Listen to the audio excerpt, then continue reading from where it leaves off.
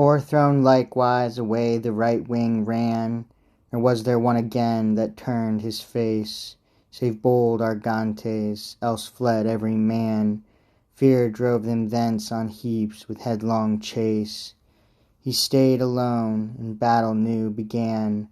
500 men, weaponed with sword and mace, so great resistance never could have made, as did Argantes with his single blade.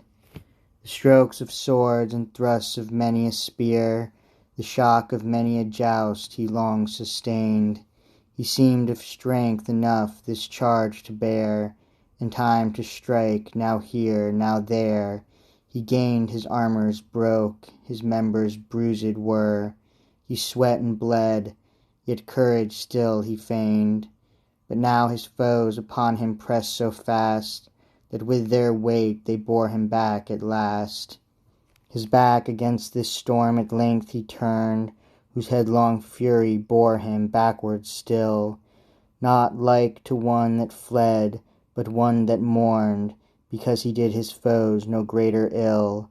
His threatening eyes like flaming torches burned, his courage thirsted yet more blood to spill, and every way and every mean he sought to stay his flying mates, but all for naught. This good he did, while thus he played his part, his bands and troops at ease and safe retired. Yet coward dread lacks order, fear wants art, deaf to attend, commanded or desired. But Godfrey that perceived in his wise heart how his bold knights to victory aspired, fresh soldiers sent to make more quick pursuit, and help to gather conquest's precious fruit. But this, alas, was not the appointed day, set down by heaven to end this mortal war. The western lords this time had borne away the prize, for which they travelled had so far. Had not the devils, that saw the sure decay of their false kingdom by this bloody war, at once made heaven and earth with darkness blind, and stirred up tempests, storms, and blustering wind. Heaven's glorious lamp, wrapped in an ugly veil of shadows dark, was hid from mortal eye, and hell's grim blackness did bright skies assail.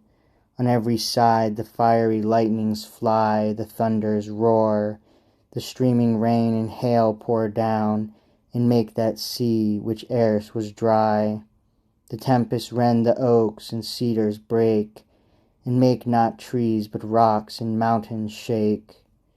The rain, the lightning, and the raging wind beat in the Frenchman's eyes with hideous force. The soldiers stayed amazed in heart and mind, the terror such that stopped both man and horse. Surprised with this evil, no way they find whither for succor to direct their course. But wise Clorinda soon the advantage spied, and spurring forth thus to her soldiers cried, "You hardy men-at-arms, behold," quoth she, "how heaven, how justice in our aid doth fight. Our visages are from this tempest free, our hands at will may wield our weapons bright. The fury of this friendly storm you see upon the foreheads of our foes doth light, and blinds their eyes. Then let us take the tide. Come, follow me, good fortune be our guide." This said, against her foes on rode the dame, and turned their backs against the wind and rain. Upon the French with furious rage she came, and scorned those idle blows they struck in vain. Argantes at the instant did the same, and them who chased him now chased again. Naught but his fearful back each Christian shows against the tempest and against their blows. The cruel hail and deadly wounding blade upon their shoulders smote them as they fled.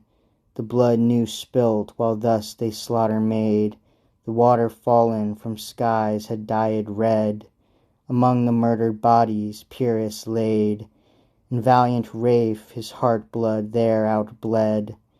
The first subdued by strong Argantes' might, the second conquered by that virgin night. Thus fled the French, and then pursued and chased the wicked sprites and all the Syrian train. Against their force and against their fell menace of hail and wind, of tempest and of rain, Godfrey alone turned his audacious face, blaming his barons for their fear so vain. Himself the camp gate boldly stood to keep, and saved his men within his trenches deep. And twice upon Argantes proud he flew, and beat him backward, maugre all his might.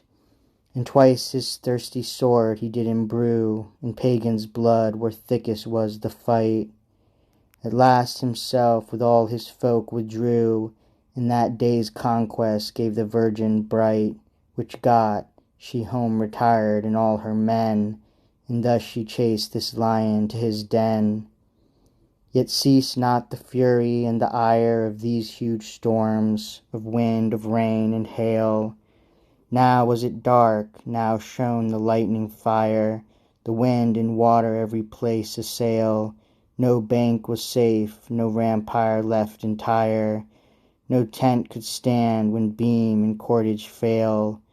Wind, thunder, rain, all gave a dreadful sound, and with that music deaf the trembling ground.